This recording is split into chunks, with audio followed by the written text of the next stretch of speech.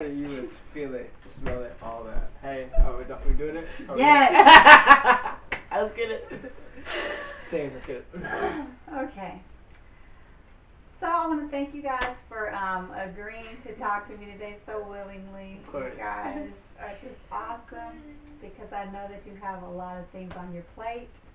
And so I just want to be in just start having a discussion about some things that we're doing, and I want to get your feedback and input because I think it's important. And I think what you all have to say is important. So I just want to talk to you about an idea that I've had about doing a talk show for teens from the ages of approximately 13 to 24 years old. Have you all ever experienced a talk show at all? No. Just for teens? The one that was just for teens was Teen Summit, and that was before our time. Okay. Okay, so what are the outlets? What are some of the outlets that teens have to express themselves? Instagram, Twitter, YouTube, Yeah. Snapchat. I guess Tumblr, if you're really hipster. Yeah. Okay. Yeah. So Tumblr, and is it more social or is it more individual posts? What type of posts, what type of posts do you guys see when you're looking at those sites? Well, like, if it's Instagram and they're trying to, express themselves, it would usually be Finsta, which is a fun Instagram account. And which is you rant. yes, they're just ranting, getting frustrations out, and people are commenting, giving advice, and supporting them. Yeah. Okay. And do you feel like that's a way to bring teenagers together? No. I feel like it does sometimes, but most times it's like people ranting, saying mean stuff about other people, and then people are like, heck yeah, I hate them. So like it does, but like also it just like creates more drama. So do you think social networking among teenagers more about drama and chaos, or is it more about communication? It's more about communication, but the communication always turns into drama and fighting. Yeah. It just depends. It just depends on where you're at, like what you're looking at and who you're following. And what you post. Okay. So, yeah, I want to hear your opinion as well. What do you think, like when you're thinking about posting, when you think about a post that's interesting to you as a teenager? I mean, on my real Instagram, I try to keep it like clean. But then on my Finsta, you can like rant and say mean stuff, or like, I don't know. Yeah, that's about it. Or like post goofy stuff, kind of. That's interesting. Unless you're on my Instagram, I'm gonna do goofy stuff regardless. No. You know. You follow. So, with your Instagram, what do you prefer to post? I prefer to. Well, I do dance videos. Dancing. Dance videos, YouTube videos, just anything that will like entertain the public, because that's my main goal at the end of the day. I just want to entertain people, inform people, and if I can change your outlook on anything, I'll try to do that as well. Okay. So yeah, it just I depends on appreciate that. how you take it. Depends on what you do with it. Yeah, that's awesome. What is your main when you're posting? What do you look to do as a teen? I'm posting. If it's on my Finsta, it's to entertain. Like I'll post little funny dancing videos and videos Or of me rants. or rants. But it's mostly entertainment. And then on my actual Instagram, it's me modeling and basically putting myself out there, letting people know who I am and what my goal is, which is really to help teens feel confident in themselves and to basically break the barriers that society has put around women, that they have to have long, beautiful hair or a certain shape of a body to be beautiful. That's good. Good input. And I think all of what you all are saying is impressive because a lot of times you don't see that teenagers really have focus or purpose when they're attempting to do something. And I think that those are all great things because you want to motivate, you want to inspire, and you want to make a difference. So I think that's something that's really important today. So when you think about communication, and we're talking about maybe starting a talk show, what do you think would be a good idea. Um, Maybe bringing those things into a talk show. What kind of ideas do you have that you think would make the show make the most impact? Just talk about like what happens in like a teen's everyday life. You know, like the pressures of having sex real early, or pressures of talking to a girl or guy or whatever, or like doing drugs, not doing drugs, stuff like that. You know, I think that would make an impact. Actually talking about it and giving a chance for teens to actually come and like express their ideas and like go back and forth and like maybe like change their outlook if you can. So that's good. That's good. Why do you think that would be relevant in today's time? Because I mean, as a college student, like I still have a lot of pressures, like, because it's like everywhere, like sex, drugs, yada yada yada. That's like everywhere, even more in college. But even like in high school, I know that's like the upcoming of that as well. It's like it's just everywhere for a teen, for real. That's interesting. What do you guys think about that? Definitely think that's true. And in talk shows, teens just want you to be real. They want someone that they can feel like they can relate to, and you know, someone who is a good speaker and a good listener. Because the better that you, or the best that you can put words, like teens will, if you can put it in a good way, that's how you get good, like a good audience and teens to listen more. I like what you said about being a good speaker and a good listener. I think that's key as well. Do you think it's more important to be a good speaker or to be a good listener? I think it's more important to be a good listener. Like, Why? yeah, it's very important to know how to speak well and like put your words in a good way, but at the end of the day, people want someone that's there to listen, Give not good as much, advice. yeah, not as much give good advice and judge them, but they want someone that they can feel comfortable with. And if you're a great listener, I'll come to you and I'll just talk and like let everything out, and I know you'll be listening and like paying attention, and that's an important thing in a teen's life. Yeah, the wise man will hold his tongue and listen before he speaks. That's good. What do you think about that? About what they said? Do you agree? You disagree? Yeah, I feel like teens don't really get to talk to a lot of people. Like their parents, I feel like are really judgmental. So I feel like if teens get together and talk to each other about their problems, then maybe they'll like be a better outcome. So let me get straight what you said. You said you think a lot of parents are judgmental. Yes. Tell me what you mean by that. Yes. I just feel like parents want you to open up, but like when you do, I feel like they'll get mad or ground you or something. But they ask you to open up, and I just feel like a lot of teens hide stuff from their parents and feel like they need to like kind of shelter themselves. But they always tell their friends stuff, apparently, obviously. But And it's that because parents have such a high expectation of Yeah. you as well. So they're like, oh, you need to do this, you need to do this, you need to do this, don't do this. But with your friends, like, it's just an open space where even if you make mistakes, they'll be like, yeah, you messed up, but I still support you, and, like, I don't really care. yeah. Like, we all mess up. Parents are more like, yeah, they're like that, but they're like, okay, you're grounded for doing this. You can't make this mistake. You can't afford to make these mistakes. They don't really let you, because a kid has to do stuff and experience stuff to learn from it. Like, you can't just tell them and just expect them not to do it. You have to let them go through that and let them see the consequences so they know, yeah, I really can't do that. Because actions speak louder than words at the end of the day. That was great. That was a good point. And I think a lot of teenagers feel that way as well. As you know, they just don't know how to express it as well as you just did. So when you're saying that, you know, they don't feel like they can be communicating with their parents, and they don't feel like, you know, that the parent will understand. What are some of the ways that you think that those doors of communication can be opened between parents and their teenagers? Establishing like a sense of trust and you can come to me and tell me this, I'm not going to be mad at you. Like, They I seem was very in your- open-minded. yeah, being open minded saying like I was in your shoes. I understand that you're gonna make these mistakes, but like if you make them, just come to me. Like I'm not gonna be mad at you. So let's just say a child comes to their parent and says, "Hey, I just shot somebody last night. I want you to be open-minded."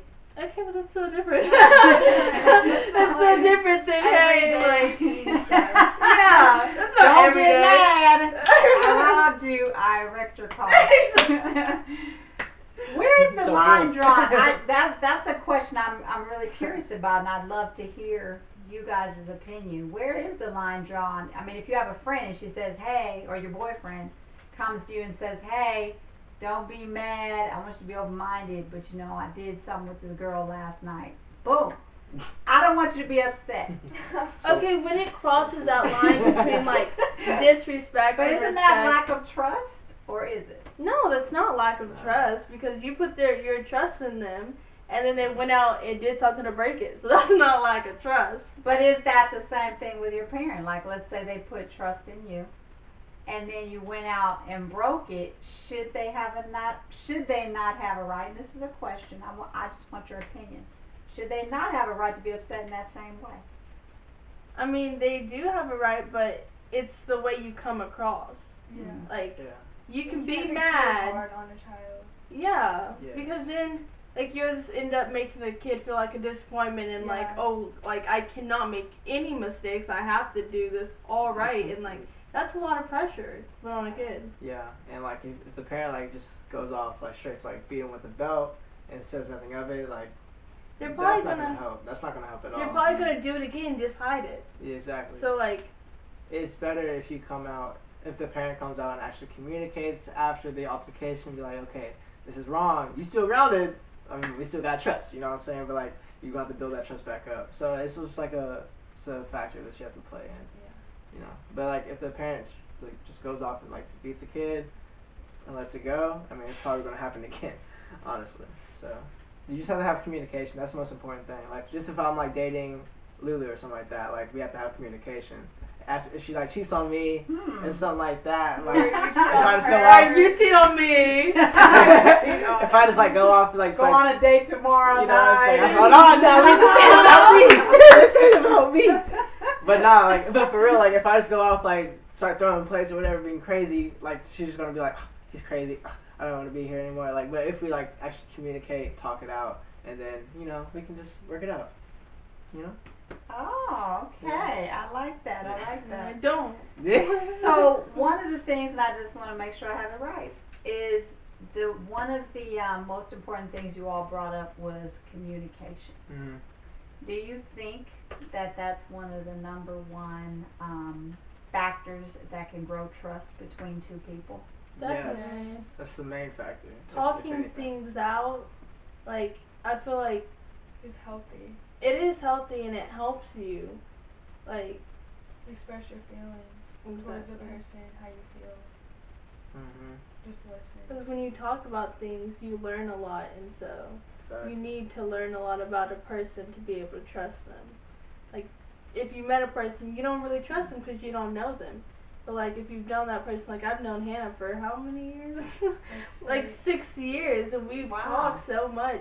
So, like, we know everything about each other, and that trust is there. Even if, like, she told one of my secrets, I still trust her because I've known her for that long, but it would go down a little, but we just talk about it, and it'd be back up there.